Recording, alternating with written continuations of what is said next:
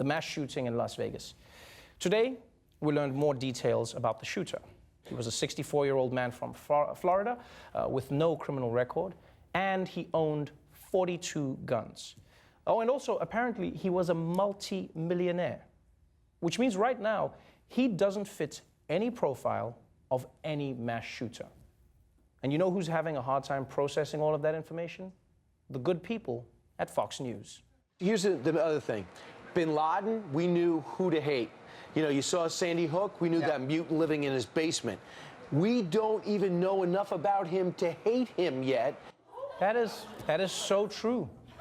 How do you hate someone who's killed 59 people? Because he's not Muslim. I mean, he wasn't known to be mentally ill. He doesn't kneel for the anthem. He's just a rich white guy who shot people at a country music concert. Like, how do you hate him? There's nothing to hate.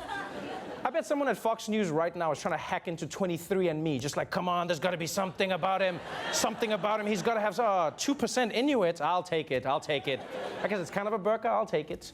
Since Sunday's shooting didn't fit any of Fox's established narratives, they couldn't politicize it. Right? And if they couldn't politicize it, then I guess neither should anyone else.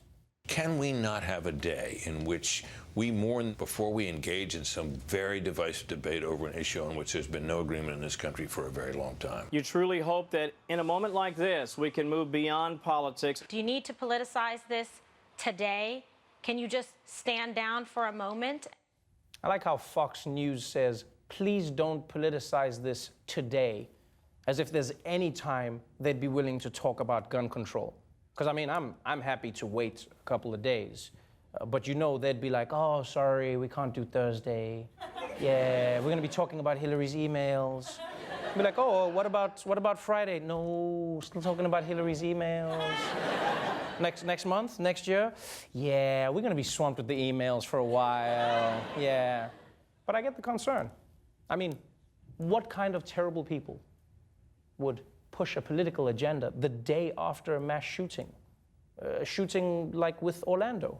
In the wake of this attack, you wonder whether people like that should be coming here. Everyone in the Muslim community, let's be part of the solution and work together as Americans to combat radical Islamic terrorism. It would be to the president's best interest to rally around the country to name an enemy and a movement to stop. Anybody who's coming from overseas, especially from the Middle East, we need to vet them out.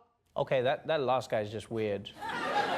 No, it's almost like he just doesn't want to see his family. We need to vet all of the people from the Middle East, especially my brother Hamid, who's always trying to come here and borrow money from me.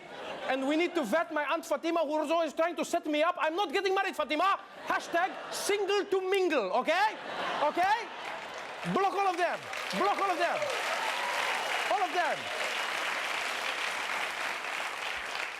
So clearly Fox's whole don't politicize it is BS.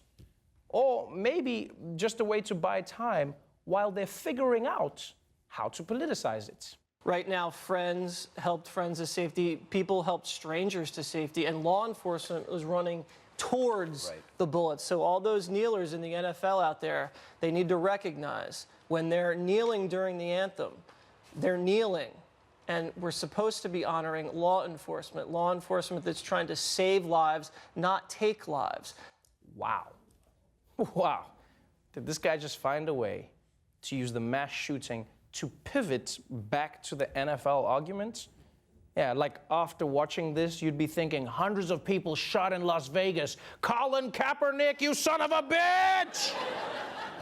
But I hear, what is his point? You've got to show respect to the police. Personally, I'd rather respect the police by reducing the number of guns that risk killing police. But yeah, I mean, not kneeling is good too. You do your thing. Do whatever you want.